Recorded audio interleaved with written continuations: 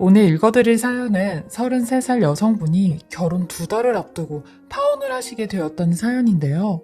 도대체 무슨 일이 있으셨는지 바로 사연 읽어보겠습니다. 안녕하세요. 저는 2달 뒤면 결혼을 하는 예비 신부였습니다.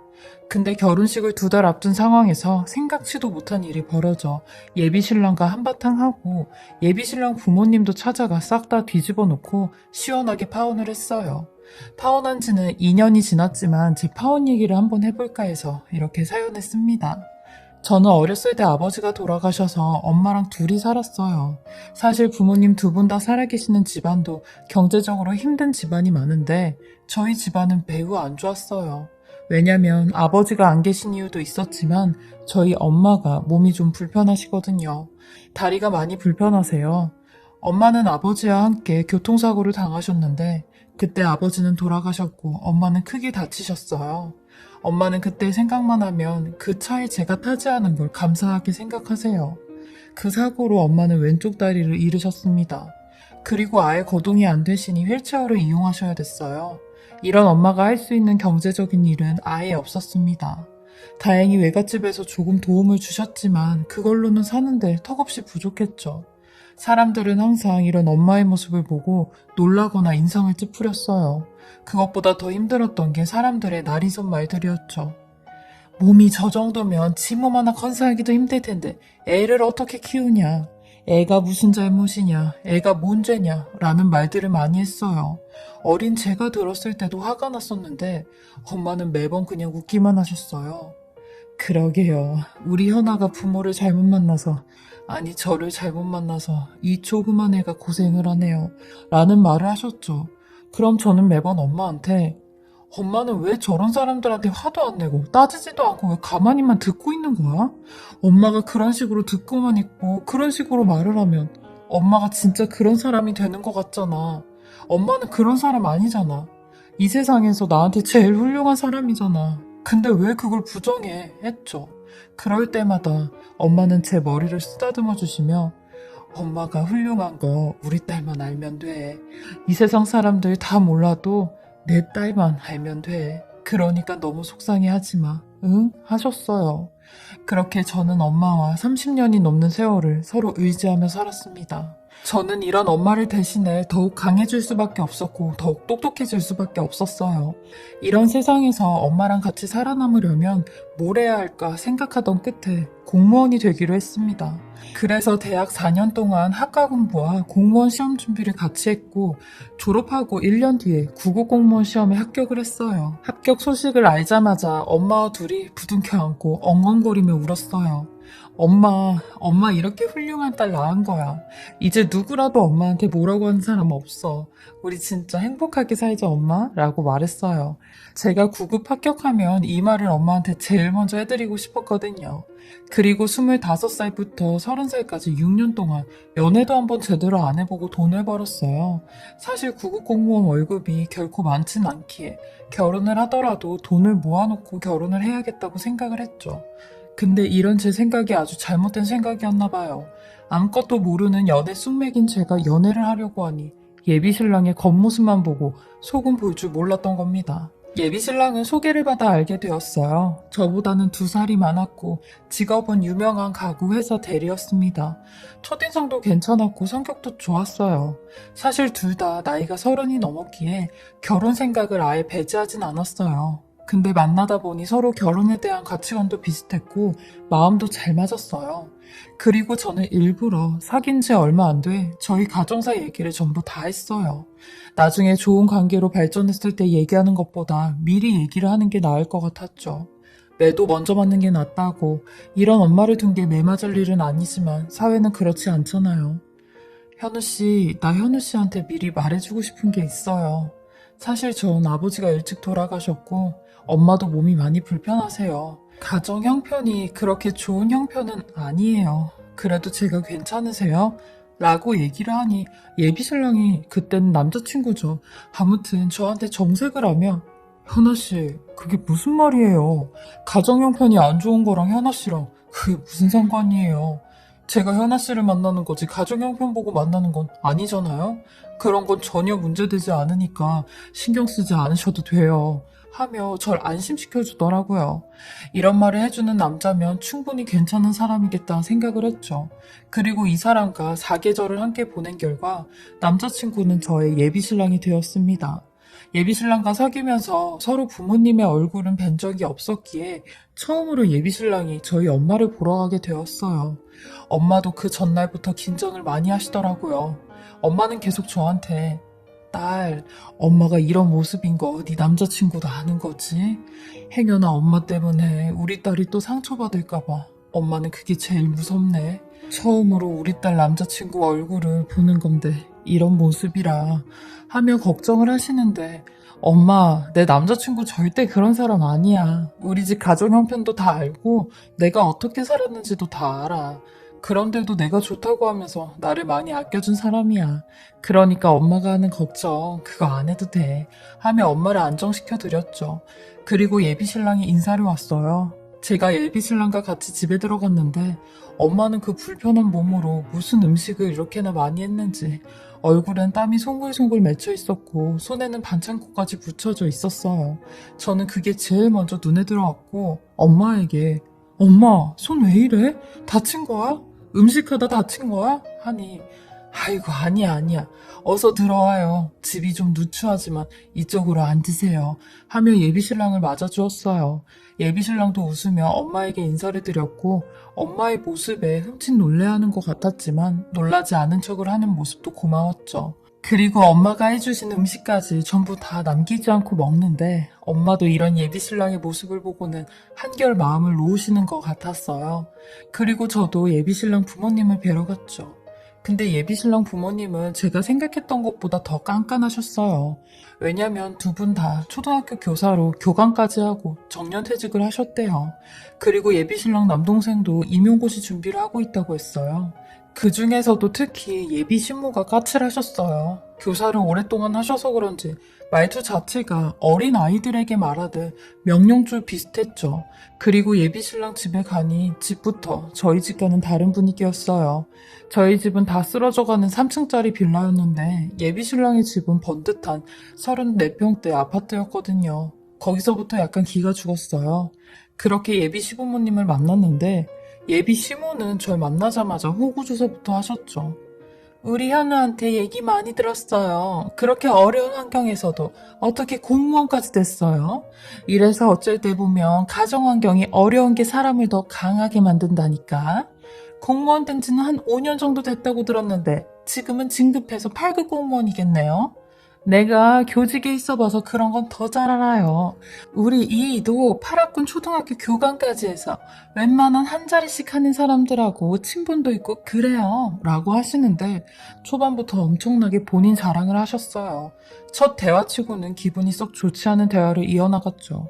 그러더니 뒤이어 그건 그렇고 부모님은 뭐 하시는 분이세요? 라고 하는 겁니다.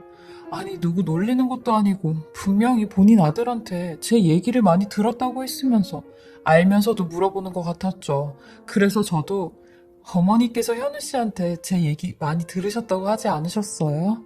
저 아버지는 안 계시고 어머니는 몸이 좀 불편하세요. 그래서 그동안 직업은 없으셨어요. 라고 하니 예비신랑이 본인 엄마에게 엄마 저번에 내가 다 말씀드렸잖아요. 아, 뭐 그랬었나? 내가 관심이 없다 보니 다 잊어버렸나 보네. 내 성격이 워낙 거짓없고 아주 청렴한 성격이라 솔직하게 얘기할게요. 아들 가진 부모 마음은 그래요. 아무리 며느리 직업이 잘났다고 해도 처갓집이 어려우면 우리 아들이 장가 가서 고생하고 욕 볼 텐데 그걸 어느 부모가 좋아라 하겠어요? 사실 처음엔 반대했었는데 아니 이 녀석이 현아 씨 아니면 안 된다고 하는데 자식 이기는 부모 있겠나요? 그래서 허락한 거예요. 이런 비하인드 스토리가 있다는 건 현아 씨도 알아야 될 것 같아서요. 우리 집안이 이런 집안이에요. 라는데 제가 표정이 안 좋으니 예비신랑이 본인 엄마한테 무슨 그런 말까지 하냐며 저한테 신경 쓰지 말라고 하더라고요. 전 예비신랑 집에서 나와 진지하게 결혼은 아닌 것 같다고 했습니다.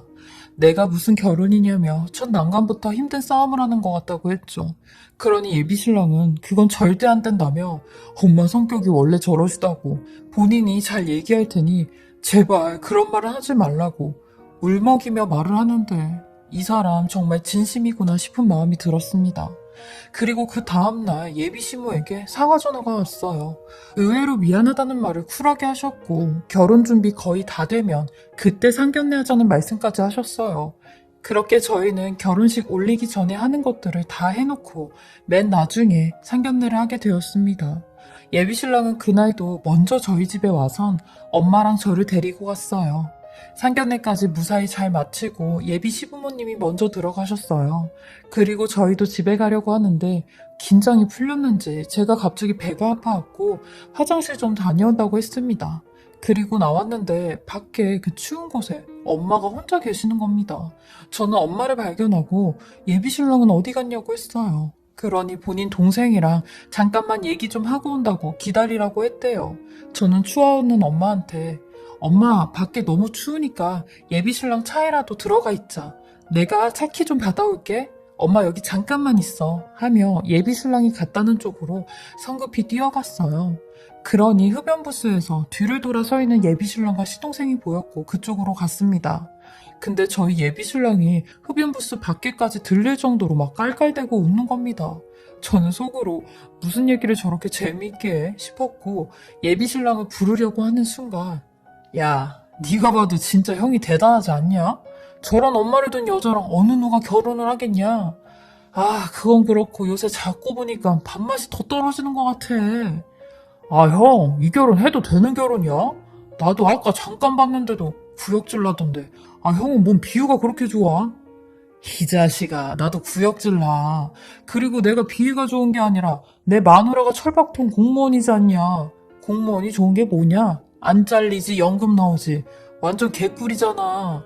나는 내 마누라가 공무원인 거 하나 보고 결혼한 거야. 왜냐? 난 결혼하자마자 회사 그만두고 마누라 등쳐먹으면서 살 거거든. 그리고 그 외에 국가에서 장모한테 주는 돈 조금 있거든? 그 돈, 그거 우리가 좀 쓴다고 하면 그 장모 바로 줄걸? 이 형이 다 계획이 있어서 결혼하는 거야. 감수하고 하는데 제가 알고 있던 예비 신랑의 모습이 아니었습니다. 그동안 단 한 번도 듣지 못했던 예비 신랑의 말투와 언행에 순간 예비 신랑이 아닌 사람 같았어요. 그리고 그 뒤에 또 이어지는 충격적인 대화가 있었는데 아 그리고 현아한테 우리 부모님 교사 출신이라고 뻥친 거 그것도 잘한 것 같아. 그래야 걔가 지 급을 알고 알아서기지. 만약에 우리 부모님이 아무것도 없어봐라. 걔 성격에 우리랑 지네가 동급인 줄 알걸? 임마, 너도 나중에 만나는 여자 생기면 이렇게 확 길을 죽여놓으라니까. 깨갱하잖아. 암튼 우리 형 머리 하나는 잘 돌아간다니까. 그건 그렇고 저번에 엄마가 교사인 척 연기하는 거 보고 난 웃겨 죽는 줄 알았다니까. 하며 깔깔거리고 웃는데 이 모든 사실이 다 거짓이었다는 걸 알고는 충격도 충격인데 가만히 두지 않을 거란 생각이 들었어요. 제가 거기 서 있던 걸 예비 신랑 동생이 먼저 발견을 했고 지 형을 툭툭 치면서 형수님 오셨어요 라고 하는 겁니다. 예비 신랑도 당황을 하며 떠들던 입을 다물더라고요. 저는 그런 예비 신랑에게 다가가 떠들던 거 계속 떠들어봐. 왜 내가 오니까 입을 다물어? 우리 엄마 보면 구역질 난다는 말 계속 해보라고. 내가 널 보니까 구역질이 난다. 너 원래 이런 쓰레기였니? 하며 소리를 지르니 매우 당황한 표정으로 억울하다는 표정까지 지으며 야 현아야 그게 무슨 소리야. 너 왜 그래? 하는 겁니다. 지금 니네 둘이 하는 얘기 전부 다 들었으니까 발뺌할 생각하지 마. 니네 부모님 교사라는 것도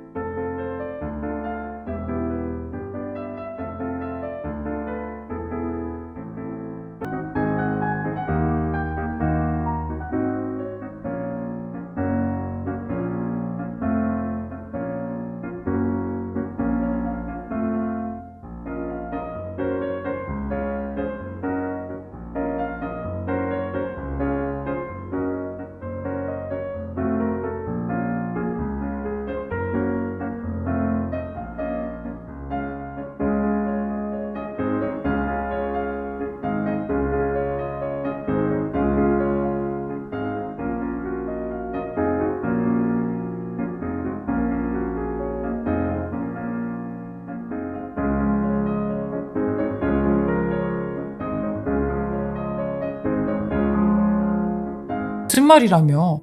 내가 당장 니네 집 가서 네 부모님한테 사실 확인할 거야. 해서 거짓말이면 사기로 고소할 줄 알아. 하며 막 내려왔어요. 그러니 절 따라왔고 저희 엄마가 있는 데까지 와서 야, 솔직히 니네 집 볼 게 뭐가 있냐? 네 직업 하나밖에 더 있어? 그것도 대단한 직업도 아니고 꼴랑 공무원 8급 주제. 게다가 평생을 저러고 산 니네 엄마가 너한테 도움이나 줬냐? 최소한 우리 부모님은 저러진 않잖아. 그럼 고맙다는 말은 못하면서 뭐? 사기로 고소를 해? 야, 고소해봐. 고소해봐. 나도 가만히 안 있을 테니까. 라고 하는데 그 말을 엄마도 듣게 되었습니다. 저는 일단 택시를 불러 엄마를 태워 집에 먼저 보냈고 택시기사한테 죄송하지만 휠체어만 좀 꺼내주고 실어주시면 감사하겠다는 말까지 하고 보냈어요. 그리고 당장 예비신랑 집으로 예비 시부모를 찾아갔죠. 그러니 벌써 예비 시부모는 이 사실을 본인 아들한테 들었는지 제가 집에 가자마자 네 엄마가 그따위 그 모양이니까 네가 이렇게 싹수가 노란 거야. 여기가 어디라고 지금 따지러 왔어? 네가 이럴수록 네 애미 욕 먹이는 거 모르니? 창피한 줄 좀 알아라. 아줌마, 창피할 줄 알라고요? 그러는 아줌마야말로 창피한 줄 아세요. 아줌마도 별거 없으니까 거짓말한 거 아니에요? 왜 그러고 살아요? 그렇게 무식한 머리에서 나오는 생각이 이 정도뿐인가 보죠? 아줌마, 저희 엄마는요, 최소한 그딴 치사한 거짓말은 안 해요. 부끄러운 줄 알라고요, 아줌마. 무식하면 용감하다고 그것도 정도껏 하세요 하며 한바탕 난리를 쳤어요. 그러니 예비신랑 놈은 저를 잡아 끌며 나가라고 너 진짜 가만히 안 두겠다고 하는 거. 저는 그 길로 당장 변호사 사무실 찾아가 변호사를 알아봤고 파혼의 원인을 제공한 예비신랑에게 충분한 이유가 있어 손해배상 청구 소송이 가능하다고 했어요. 그리고 소장도 보냈죠. 그러니 며칠 뒤 예비신랑이 연락이 왔어요. 당연히 본인이 잘못한 걸 아니까 깨개가며 예식장이고 신혼여행이고 본인이 다 위약금 물 테니 고소 취하해달라고 하더라고요. 저는 그런 예비신랑한테 우리 엄마 앞에 와서 제대로 무릎 꿇고 사과하라고 했어요. 그래야지 취하한다고 했죠. 그리고 저희 집에 와서 엄마 앞에 무릎 꿇고 죄송합니다. 딱 한마디 하고 일어나서 가더라고요. 그것도 지 동생까지 데리고 와서 동영상 촬영하고 이게 증거라며 고소 취하라는데 진짜 아주 더러운 똥 밟았다 생각하고 고소 취하했습니다. 법정 싸움하면 최소 6개월이라는데 저런 더러운 인간에게 제 에너지를 낭비하고 싶진 않았거든요. 그렇게 전 아주 파혼을 했습니다. 엄마는 다 내 탓인 것 같다고 미안하다고 하셨는데 저는 절대 아니라고. 누구라도 우리 엄마, 내 엄마를 그런 식으로 생각하면 가만히 안 될 거라고. 엄마였어도 내가 그랬다면 그랬을 거 아니냐고 했어요. 그리고 1년 전 사랑하는 저희 엄마도 지병으로 아버지를 따라가셨어요. 제가 파혼을 한 일이 엄마가 살아계셨을 때 제일 잘한 일이라고 생각이 들었죠. 엄마는 가시는 그 순간까지도 제게 이제는 좋은 사람 만나라고 이젠 우리 딸도 행복해질 자격이 있다고 하시는데 그 말이 더욱 가슴이 아팠습니다. 엄마는 본인 때문에 제가 행복할 수 없었다고 생각을 하셨나 봐요. 저는 그런 엄마를 꼭 안아드리며 엄마, 나는 엄마가 있었기에 이 세상 누구보다 더 행복했어 하며 많이 사랑한다고 말씀을 드렸어요.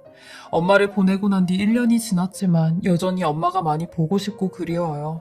그리고 한 번의 파혼으로 지금은 아예 결혼 생각이 없었는데 언젠간 저도 좋은 남자 만나서 엄마가 제게 베풀어주신 사랑을 저희 아이들에게도 베풀고 싶어요. 제 긴 이야기 들어주시고 읽어주셔서 감사하고요. 제 사연을 들어주신 모든 분들도 부모님 살아계실 때 사랑한다는 말 자주 해드렸으면 좋겠습니다. 저도 엄마한테 사랑한다는 말을 자주 못 해드려 아직까지도 마음에 많이 남더라고요. 건강 잘 챙기시고 행복하시길 바랍니다. 지금까지 사례자분의 글을 읽어보았는데요. 사례자님과 어머니의 사랑이 글에서도 많이 느껴졌어요. 어머니는 이런 훌륭한 사례자님을 딸로 두셔서 얼마나 행복하셨을까요? 아마 하늘에서도 사례자님을 기특하게 보시고 계실 것 같아요. 사례자님께서도 이제 좋은 분 만나셔서 행복한 가정 꾸리시길 바라겠습니다.